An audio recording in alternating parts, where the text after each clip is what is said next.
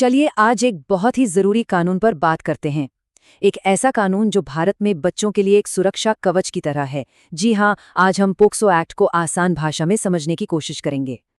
तो सबसे पहले आइए इस कानून की तह तक जाते हैं, समझते हैं कि ये पॉक्सो एक्ट असल में है क्या और इसे क्यों इतना जरूरी माना जाता है।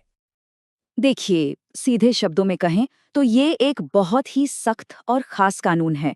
इसका बस एक ही मकसद है, 18 साल से कम उम्र के हर बच्चे को, चाहे वो लड़का हो या लड़की, यौन शोषण और किसी भी तरह के उत्पीड़न से बचाना।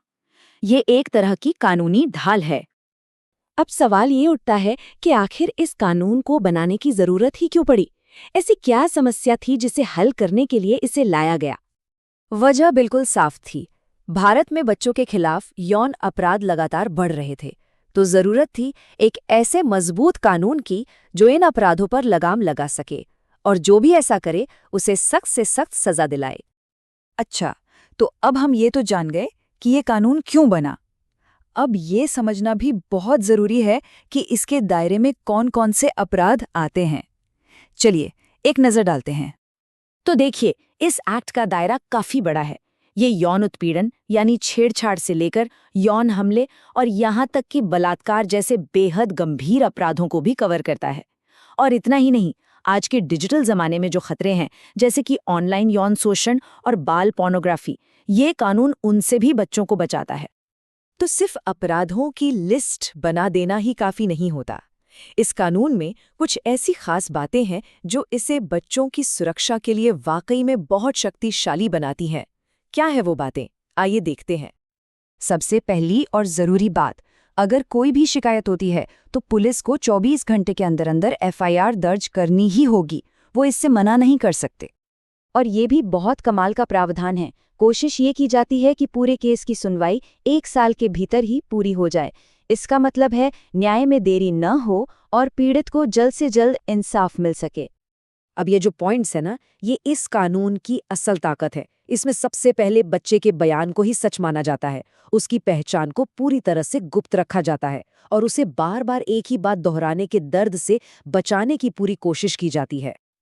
देखिए, कोई भी कानून तब तक मजबूत नहीं होता जब तक उसे तोड़ने वालों के लिए सख्त सजा का डर ना हो, और इस मामले में पॉक्सो एक्ट बहुत सख्त है। तो चलिए जरा देखते हैं कि अलग-अलग अपराधों के लिए इसमें कितनी गंभीर सजाओं का प्रावधान है। यहाँ आप साफ साफ देख सकते हैं कि जैसा अपराध वैसी सजा। मामूली छेड़छाड़ के लिए जहाँ 1 से 3 साल की सजा है, वहीं गंभीर यौन हमले के लिए सजा 10 साल से लेकर उम्र कैद तक हो सकती है। ये दिखाता है कि कानून इन अपराधों को कितनी गंभीरता से लेता है। सजाओं से भी बढ़कर इस कानून का एक दिल है, एक मूल सोच है, और वो सोच है बच्चे को सबसे पहले रखना। चलिए इस बाल केंद्रित यानी चाइल्ड सेंट्रिक अप्रोच को समझते हैं। इस कानून का सबसे बुनियादी फलसफा यही है कि शुरुआत से ही बच्चे की बात पर भरोसा किया जाए और हर कदम पर उसका साथ दिया जाए। इसी सोच के तहत पूरी प्रक्रिया को बच्चे के लिए आसान बनाया गया है। जैसे कि पूछताछ हमेशा एक महिला पुलिस अधिकारी ही करती है। बच्चे को अपने किसी भरोसेमंद के साथ रहने की इजाज़त होती है, और तो और वो घर बैठे वीडियो कॉन्फ्रेंसिंग से भी अपना बयान दे सकता है, ताकि उसे कोर्ट कचहरी के डरावने माहौल से बचाया जा सके।